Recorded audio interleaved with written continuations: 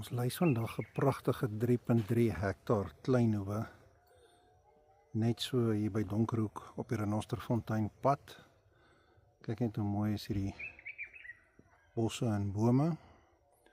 Nou die kleinhoewe het ook 'n woonhuis op, 2 motorhuise en dan die ander spesifikasies sal ek ook vir u los in die beskrywing onder.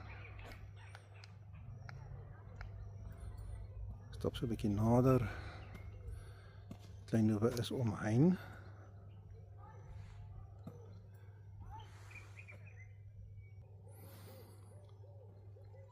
Kom ek nou by die ingang. Jy kan sien baie mooi netjies en groot bome.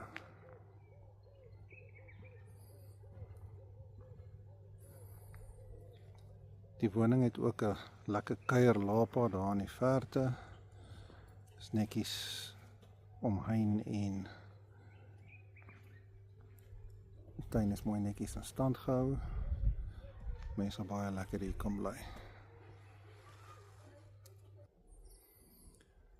Hier stap ek nou so verby die lapa net om vir 'n idee te gee van hoe lyk dit hierso.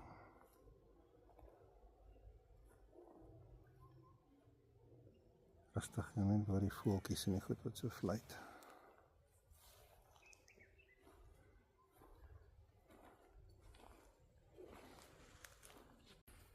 Hier stap ek nou so van die huise kant af. Die huis is nou agter my na die hek se kant toe, net om weer vir u 'n idee te gee van hoe mooi en hoe ongeryp dit hier is.